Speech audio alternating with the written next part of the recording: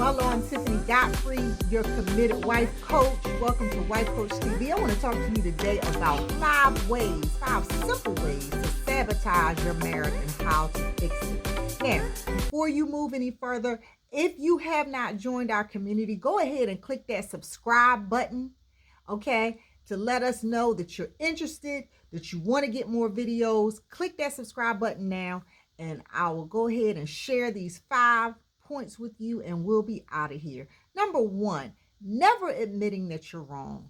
Honey, let me tell you something. Anytime you're in a relationship with somebody, it can't be all one person.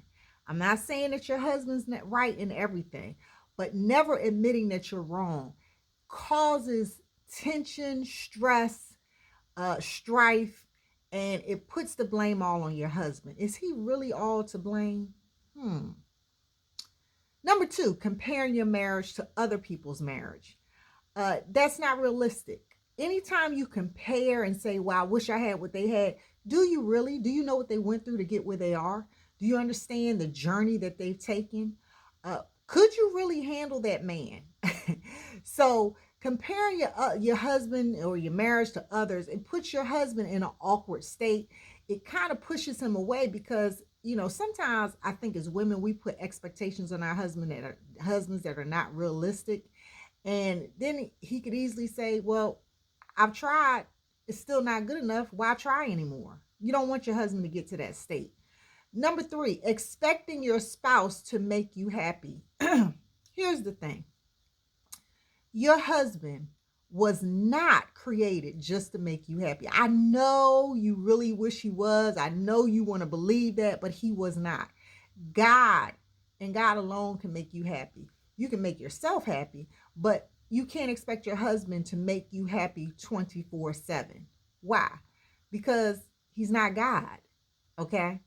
And by the way, if you're watching this, haven't done so already, go ahead and click that subscribe button. If you're enjoying what you like so far, go ahead and give it a like, and you can get some more videos.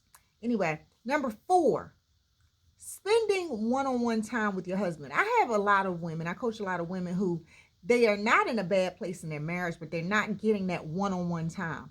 Proximity is everything when it comes to your husband. When you think about it, how many hours does he spend at work? Who does he spend that time with? If he's spending more time at work with another young lady, not because he wants to, but because he has to, sometimes you got to be careful of that, because conversation can strike up, because that's where he spends a lot of his time. So you have to be intentional about spending time with your husband, that one-on-one time. Proximity is everything. Number 5, you know what I'm going to say, girl. Not having sex in your marriage. That will completely sabotage your marriage. Let me just tell you, your husband wants sex. Whether you do or not, your husband wants sex. It helps him to feel love, shows him that you want and desire him. And here's the thing. There's a video below this. There's a link below this video. If you have a issue with sex and you don't want to have sex, I have a video that talks about parts 1 and 2. 10 top reasons why Christian wives don't want to have sex. I would encourage you to check that out. And lastly, I'm going to give you a bonus. Having a child-centered marriage. Don't put your children before your husband. In many cases, it was you and him before the kids came. And if you're in a blended family, when you said I do, you were saying you choose your husband over those kids. Now, I'm not saying mistreat or neglect your children. Please take care of your kids. But let me just tell you something. Your kids are going to grow up and leave you one day. And you're going to be sitting next to a stranger that you never knew because you put them before him. And that's not good. You need to have a balance. You need to let your kids know that your husband is your priority. Okay? So that's very important.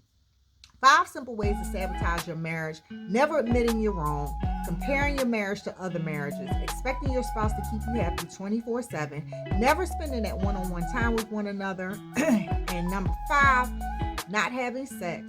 Bonus, having a child-centered marriage. All bad choices. How do you fix that? You need accountability. I would encourage you to get with a community of people. Some call them connect groups, some call them communities. of like-minded women who can help you to see some blind spots, some areas where you think you're okay, but you need a little bit of encouragement on how to see it, how to view it, and I bet you can improve your marriage. But anyway, go ahead and click the like button if you enjoyed this. If you want to see more videos, go ahead and click that subscribe button, and I will see you in the next video.